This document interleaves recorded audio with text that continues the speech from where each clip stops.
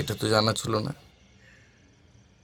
বলছি লোকটা একটুখানি অদ্ভুত ধরনের, কিন্তু জানো মানে there is something strange about that man. মানে দিদি জামাই বাবুকে বলো না, বাট ওর বাড়িতে সারা রাত লাইট জ্বলে, লোকজন আসা যাওয়া করে, কিন্তু লোকটার কোনো সোশ্যাল লাইফ নেই। লোকটা বাইরে বেরোয় না। না না, এগুলো বলা খুব সহজ, কিন্তু একটা লোক যার পা থেকে পঙ্গু, মুখের কথা বলার 50% চলে গেছে, তাকে তো দেখতে কিছু লোক আসবেই, অবাক হওয়ার কিছু নেই।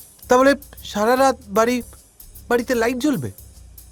আই ডোন্ট নো, হয়তো সারা রাত পড়ে, পড়াশোনা করে, কলেজে তো সেভাবে পড়তে টড়তে পারেনি। এই কি যে বলো না। আমরা ভিতরে গেলাম, তুমি সিগারেট খেয়ে এসো। হ্যাঁ যা। এসো। এই ওদেরকে বলিস যে আমি ফোন করতে বাইরে এসেছি। Cigarette sounds weird. আচ্ছা ঠিক আছে।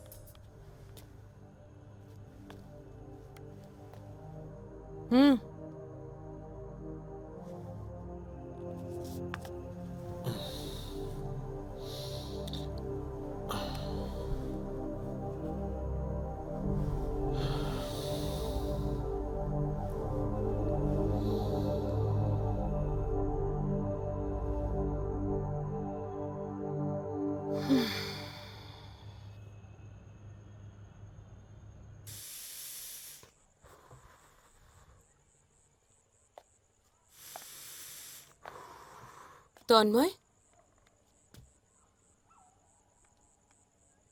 আরে তুমি পেতে পারি?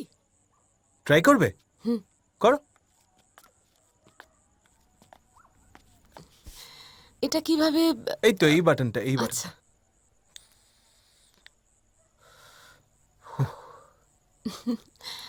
শালিনীর সঙ্গে কদিন? এই মাস 6 হলো।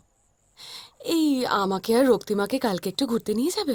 না, শালিনীও যেতে পারে, কিন্তু মিষ্টি দিতে একদম পছন্দ করে না, তাই না? জানি। কি করবে ভেবেছো? আপাতত লিভ ইন, তারপর শালিনী যদি এগোয় তাহলে রেজিস্ট্রির কথা ভাববো। শালিনী স্মার্ট মেয়ে, ও পারবে। আসলে কিছু কিছু মেয়েরা না পারে। যেমন রূপকথা। মানে অরিজিৎ সিং এর ওয়াইফ, রাইট?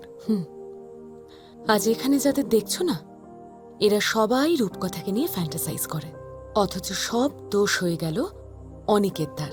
অনিকেতদা রূপকথাকে ভালোবাসে আজও। হয়তো আমার বড়, তাই বিয়ের পরও আমি। তুমি অলোকদার সাথে সুখী না? অলোকের সঙ্গে যখন আমার বিয়ে হয়েছিল তখনই জানতাম ওকে কাছে পাবো না। আপত্তি করিনি একবারও। ও আমায় সব দিয়েছে না চাইতে, টাকা পয়সা, গয়না, ক্রেডিট কার্ড, ডেবিট কার্ড, সব। ওর কাছে সম্পর্ক মানে প্লাস্টিক, ডিউটি। লাস্ট কবে যে ও আমাকে আদর করেছে আমার মনে পড়ে না, তবে ডেটটা মনে রাখে, জানো, জানতে চায় স্টকে ন্যাপকিন আছে কিনা।